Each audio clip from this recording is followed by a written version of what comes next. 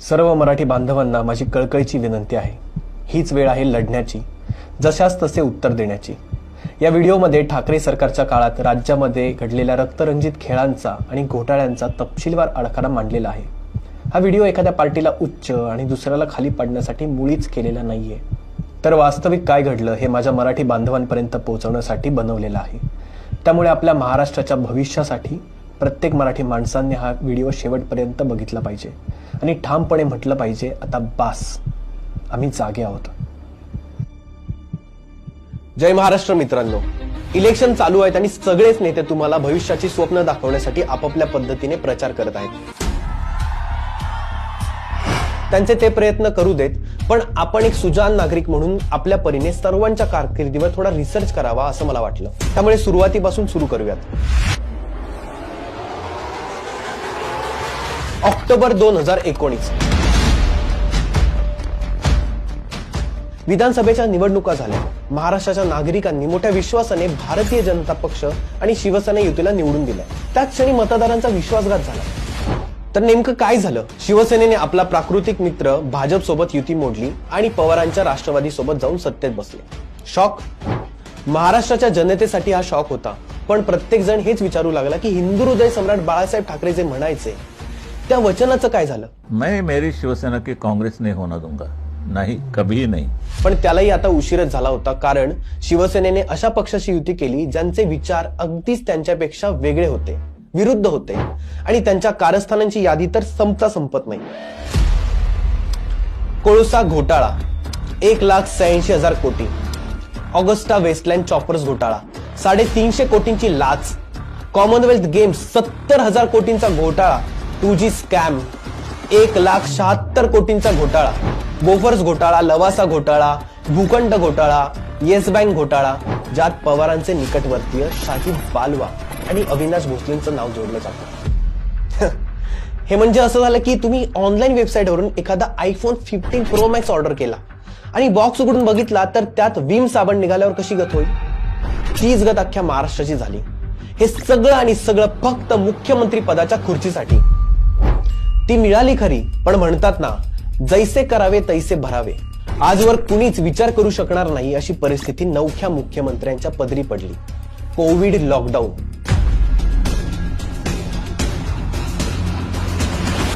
खरं तर ही संधी सोनं करण्याची होती, स्वतःला सिद्ध करण्याची होती, पण यांच्या मनात सत्तेचा खेळ सुरू होता आणि त्यात हे विकासाचा प्लॅन आखायलाच विसरले बहुधा. परिणाम, सगळी कामं ठप्प. एकीकडे देश मोदींच्या नेतृत्वात कोविडमध्येही पुढे जात होता, तिथे महाराष्ट्रात आपल्याच माणसांच्या हलगर्जीपणामुळे अक्षरशः रडकुंडीला आलेला. पण तुम्हाला वाटेल उद्धव सरकारने या काळात काहीच केलं नाही. नाही, केलंय ना, खूप काही केलं. ते फक्त स्वतःच्या स्वार्थासाठी. 4 दिवस भुकेल्या माणसाला कुणी ताटभर जेवायला दिलं तर तो खाण्याचा कसा प्रयत्न करेल? तसंच काहीच या सरकारचं झालं. एक एक करून सांगतो, डिटेलमध्ये सांगतो, नीट ऐका. पहिलं झालं काय की कोविड सेंटर चालवण्याचं, तिथे ऑक्सिजन प्लांट लावण्याचं टेंडर निघालं. गेस करा टेंडर कोणाला मिळालं असेल? एक मिळालं युवराजांच्या खास माणसाला आणि दुसरं राऊतांच्या जिगरी माणसाला. आणि मग काय, या सगळ्यांनी मिळून महाराष्ट्राची जी सेवा केलीये, म्हणजे बघण्यासारखी. असो. दुसरं, ऑक्सिजनसाठी लोक कशी आणि कुठे कुठे धावत होती सगळ्यांनी पाहिले. अशा काळात ऑक्सिजन प्लांट उभारण्याचं काम यांनी रस्ते बनवणाऱ्या कंपनीच्या नावाखाली बोरिवलीत कपड्याचं दुकान चालवत असलेल्या रोमिल छेडाला दिलं. म्हणजे सामान्य माणसाचा जीवच याच्या हातात दिला. आणि यांनी काय केलं तर गंजलेले ऑक्सिजन प्लांट लावले. परिणाम, रुग्णांना ब्लॅक फंगसची लागण, काहींचे डोळेही गेले. हे ऑक्सिजन प्लांट उभारायला 138 कोटी रुपये रोमिलला दिले गेले, ज्यातले 38 कोटी रुपये ऑक्सिजन प्लांटला लागले. मग उरलेल्या 100 कोटी रुपयांचं काय झालं? तिसरं, संजय राऊतांच्या जवळच्या माणसाला म्हणजे सुजित पाटकरला कोविड सेंटर चालवण्याचं कॉन्ट्रॅक्ट मिळालं. त्याने ज्या लाईफलाईन हॉस्पिटॅलिटी सर्व्हिसेस कंपनीच्या नावावर हे कॉन्ट्रॅक्ट मिळवलं, ती कंपनी पुणे महानगरपालिकेने ब्लॅकलिस्ट केलेली कंपनी होती. यांनी तर कहरच केला. यांनी काय केलं, एक काल्पनिक विश्व उभं केलं, ज्यात काल्पनिक पेशंट होते, काल्पनिक डॉक्टर होते आणि त्यांना दिली गेलेली औषधही काल्पनिक होती. बरं, हे सगळं काल्पनिक असलं तरी त्यासाठी महानगरपालिकेकडून घेतलेले पैसे मात्र खरेखुरे होते. चौथं, आदित्य ठाकरेंच्या जवळच्या माणसाला मायलॉन कंपनीला बीएमसीने 40,000 रेमडेसिवीर इंजेक्शन प्रत्येकी 650 रुपयात पुरवण्याचं कंत्राट दिलं.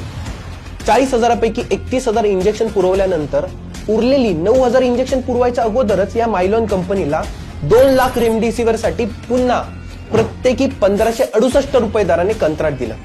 म्हणजे एका इंजेक्शन मागे 918 रुपयांचा फरक.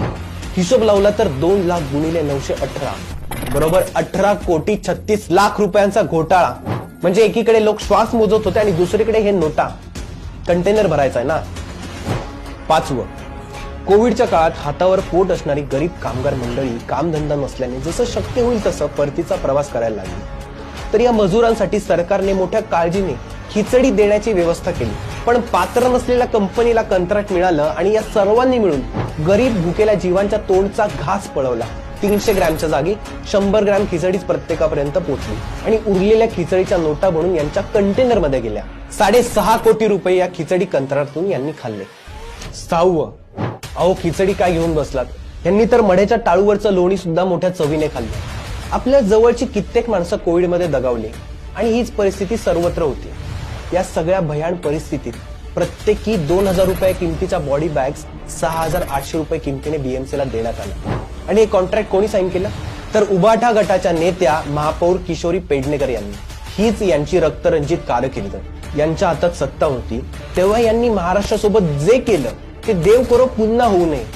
अहो साधी गोष्ट घ्या ना, कोविडमध्ये अख्ख्या भारताचा मृत्यूदर होता 2.66% आणि फक्त महाराष्ट्राचा 5.98%. म्हणजे अगदी डबल. हीच काळजी होती सरकारला आपली. आणि हे नेते अशा नेत्यावर बोट उचलतात जे त्या काळात कोविडच्या काळात ऑनफिल्डवर जाऊन लोकांची काळजी करत होते. अहो एकनाथ शिंदे यांच्याकडून काही शिकू शकत नाही तर निदान चिखल उडवण्याची कामं तरी तुम्ही करू नका. उद्धव ठाकरेंच्या कार्यकाळात अनुसूचित जाती जमाती विरुद्धच्या गुन्ह्यांचं प्रमाण 19% वाढलं. अहो जिथे खासदार नवनीत राणांना दलित असून हनुमान चालिसा पठण केल्यामुळे जेलमध्ये टाकलं गेलं तिथे बाकी समाजाचे काय हाल झाले असतील हे तुम्हीच विचार करा. अहो अनेक गुन्ह्यांच्या बाबतीमध्ये ना चौकशी झाली ना कुणाला अटक. सुशांत सिंग राजपूत हत्याकांड, दिशा सालियान प्रकरण, पालघर साधू हत्याकांड.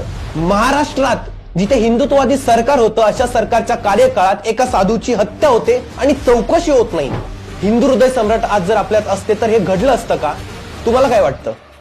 काँग्रेस आणि राष्ट्रवादीच्या साथीने 2.5 वर्षात उद्धव ठाकरेंनी महाराष्ट्राला आणि शिवसेनेच्या प्रतिमेला रसतळाला नेऊन पोहोचवलं. माझं वैयक्तिक मत आहे की मला आता या गोष्टी पुन्हा अनुभवायच्या नाहीत. मी तुम्हाला विचारतो, मला सांगा का द्यायची यांच्या हातात सत्ता? पुन्हा तुमच्या माझ्या जीवाचा बाजार करायला की पुन्हा भ्रष्टाचार करायला?